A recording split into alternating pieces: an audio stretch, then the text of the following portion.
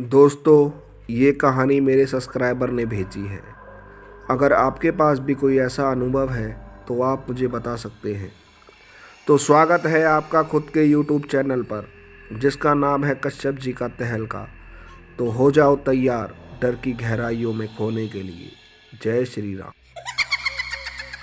मेरा नाम धर्मवीर है। मैं एक एक्स आर्मी मैन हूँ। इस वक्त मैं एक बैंक में सिक्योरिटी गार्ड हूँ। मेरी उम्र लगभग 60 वर्ष की होगी। मैं पंजाब का रहने वाला हूँ, पर मुझे अपनी ड्यूटी के कारण गुड़गांव में ही रहना था। इसीलिए मैंने एक कमरा किराए पर ले लिया। उस कमरे के आसपास रहने वाले लोग आपस में ज़्यादा बात नहीं करते थे।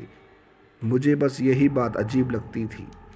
ठंड का मौसम था। मुझे दिन में बैंक की ड्यूटी करनी थी और शाम को छुट्टी के बाद मैं अपने कमरे पर जाकर खुद ही खाना बनाता था और खाकर सो जाता था। मुझे कुछ दिनों से अपने कमरे में किसी और के होने का अनुभव होने लगा, क्योंकि जब मैं साफ़ सफाई करके ड्यूटी जाता था फिर भी शाम को मेरा सारा कमरा बिखरा हुआ मिलता था।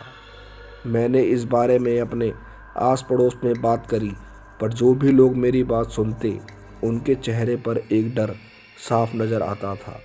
वो लोग अपने मन में कुछ बड़बड़ाते हुए चले जाते थे। उस दिन मैं अपने बैंक के बाहर ही घूम रहा था, तभी पास में बनी दुकान का गार्ड मेरे पास आया। उसका नाम जगवीर था। वो भी हमारे गांव के पास का ही था। वो मुझसे बोला, और भाई धर्मवीर, कैसा चल रहा है? तब मैं बोला, कुछ ना भाई जगवीर, सब ठीक है, पर न जाने क्यों मेरे साथ कुछ दिनों से अजीब बातें हो रही है। पड़ोसियों से पूछो तो कोई भी जवाब नहीं देता। तब जगवीर बोला, ठीक ठीक बता, बात क्या है? इतने में बैंक से मुझे आवाज़ आई। तब मैंने जगवीर को छुट्टी के बाद मिलते हैं बोल दिया और मैं अपने बैंक चला गया। पूरा दिन ठीक ठाक गुजरा। शाम को छुट्टी के बाद मुझे पता चला जगवीर आज जल्दी चला गया है। मैं भी अपने कमरे पर चला गया। रात के करीबन 9:30 बज रहे थे।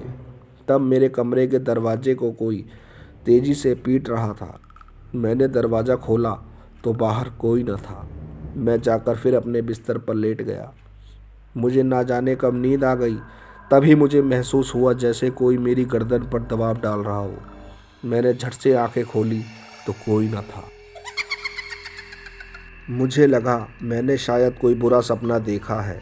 मैं अपने बिस्तर में लेटा लेटा सोने की कोशिश कर रहा था, पर ना जाने किसी ने मेरे पैर को इतनी तेज़ी से दबाया कि मेरी चीख निकल गई। मैंने आसपास देखा तो कोई न था, पर मेरे कमरे का दरवाज़ा खुला था। डर के मारे मेरी रूह कांपने लगी, क्योंकि जब मैंने दरवाज़ा बंद करा था फिर उसे किसने खोला। मैंने घड़ी में टाइम देखा तो रात के 1 बज रहे थे। तभी मुझे अपने कमरे के बाहर से किसी औरत के रोने की आवाज़ आने लगी, मानो वो कितने दर्द में रो रही हो। मैंने डरते डरते दरवाज़ा खोला, पर बाहर का नज़ारा देख डर के मारे मेरे रोंगटे खड़े हो गए, क्योंकि मुझे बाहर कोई नहीं दिखा, पर किसी औरत के रोने की आवाज़ साफ साफ सुनाई दे रही थी। मैं कुछ समझ नहीं पाया और कमरे से बाहर भाग गया, एक कंबल लेके। पूरा एरिया सुनसान पड़ा था। मैं कमरे के बाहर खड़ा डर के मारे बुरी तरह कांप रहा था, क्योंकि मेरे कमरे के अंदर से मुझे अब किसी औरत के रोने की आवाज़ आ रही थी। तभी मुझे लगा किसी ने मेरा पैर कसकर पकड़ लिया हो। मैंने अपनी नज़र नीचे करी तो डर के मारे मेरी आंखें फटी की फटी रह गई, क्योंकि एक बिना सर की औरत मेरे पैरों पर लिपटी हुई थी। मैं इतना चिल्ला रहा था, पर ना जाने मेरी आवाज़ किसी को सुनाई नहीं दी। मैं उस जगह से जैसे तैसे भागकर एक पास में बने शिव मंदिर में पहुंच गया। ना जाने मुझे कब नींद आ गई। सुबह मेरी आंख खुली तो मेरे चारों तरफ भीड़ इकट्ठा थी। मैं चुपचाप उठा और अपना ज़रूरत का सामान उस कमरे से निकलवा कर अपने गाँव वापस पंजाब आ गया। बस दोस्तों, कहानी में इतना ही। कहानी अच्छी लगी हो तो प्लीज़ चैनल को लाइक करें, सब्सक्राइब करें, शेयर करें। जय श्री राम, जय हिंद, जय भारत।